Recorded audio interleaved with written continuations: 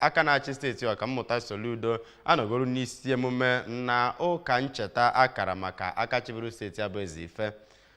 Gọọmenti Anambra steeti amago ogu manyere ọha na eze banyere ndị na-aga na-edobe ọwa mmiri ụlọ mposi ha ka ọ na-abanye n'ọwa mmiri ọha na eze n'ụzọ na-ekwesịrị ekwesị.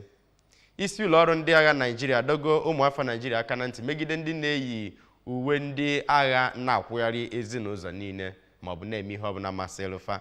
Ebe a nwụchikọrọ mmadụ abụọ na Poland maka mwakpo ha wakporo enyi nwoke Navalny bụ Volkov na Poland afọ. Cheta na Gọvanọ Chukwuma Soludo awụchighị ime ka ọnọdụ akụnụba Anambra steeti kwuru gidigba ma kwalite ndị Igbo ji hiri isi ka anyị dọnyere ukwu n'ihi na gidigidi bụ ugwu. Eze aha m bụ Ọbụm na-eme Okonkwo nụrụzi akọ ka ọra n'uju. Gọvanọ Chukwuma Soludo bụ aka na-achị steeti Adu nọ n'etiti imerime ndị Naịjirịa ndị ọzọ eji eje mba ebe a dị wee gbaa osighari maka aka chịburu steeti a bụ Dr. Chukwuemeka Eze-Ife onye a na-etu ọkwa dike. Ya bụ ụka ncheta bụ nke akara na International Convention Center dị n'Ọka. Onye nta akụkọ anyị n'obu gọọmenti Ejike Abana ga-akọlụ gị akụkọ a n'isi. Soludo kọwara ya bụ ihe mmemme dịka nke na-emetụ n'obi ebe ọ kọwaziri ya bụ onye jibu ọkwa aka na-achị steeti Anambra n'oge gara aga nagoro mmụọ bụ Dọkịnta Eze-Ife dịka onye na-agbaziri ya ihe oge ọ dị ndụ ma na-enyekwazi ya nkwado pụrụ iche ime ihe o kwesịrị ime dịka ezi onye ndu. Onye jibu ọkwa gọvanọ steeti a bụ Maazị Peter Obi onye kwupụtara na ya bụ onye jibu ọkwa gọvanọ steeti a nagoro mmụọ bụ Eze-Ife biri nnọọ ezigbo ndụ na-achọ ọdịmma onye ọbụla. Onye jibukwazi ọkwa aka na-achị steeti a bụ Dame Vejie Etiaba kọwaziri ya bụ Dọkịnta Eze-Ife nagoro mmụọ dịka oke mmadụ ndị Naịjirịa ji eje ọgụ n'ihi ịhụnanya ọ nwere maka ndị mmadụ na ndị gbara ya gburugburu.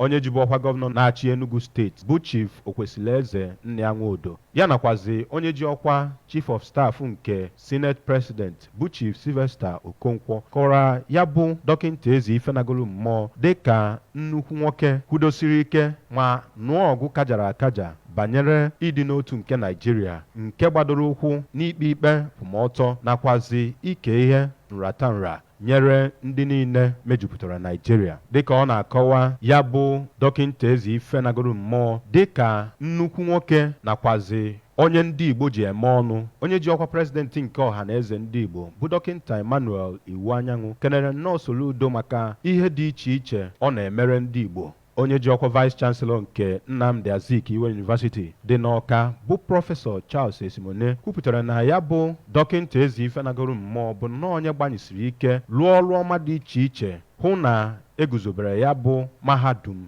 Nnamdi Azikiwe University dị n'Ọka. Nwa ya nwaanyị bụ Dọkịnta Eze-Ife toro nnọọ ọrụ ọma dị iche iche nna ya nagoro mmụọ lụrụ oge ọ dị ndụ ma kọwaa ya dịka nwoke obi ebere nakwazi onye ihe gbasara mmadụ ibe ya na-emetụ n'obi nke ukwuu ma rụtụ aka na ihe kasị mkpa na ndụ a bụ ọrụ ọma mmadụ lụrụ oge ọ dị ndụ na ọ bụghị afọ one obi n'ụwa. Ya bụ ihe mmemme akpọrọ Commendation Service nke ọ bụ gọọmenti steeti a chịkọbara ya bụkwaziri nke ndị Salvation Army nọ n'isi ya bụ nnọọ nke amalitere n'ogige gọọmenti House dị n'Ọka. Ọtụtụ ndị bịara ya bụ ihe mmemme gụnyere osote aka na-achị steeti a bụ Dọkịnta Onyekachukwu Ibezim onye okwupụta okwu nke ụlọ omebe iwu Anambra steeti bụ Right Honorable Somtochukwu Udeze onye ji ọkwa National Chairman nke otu ABGA bụ Barrister Sly Ezeokenwa onye jibu ọkwa gọvanọ nke Anambra steeti bụ Senator Chris Ngige onye jibu ọkwa Chairman nke Police Service Commission Simon Okeke onye so n'otu n'ime ndị Anambra State Executive Council Ambassador Bianca Ojukwu na imerime ndị ọzọ.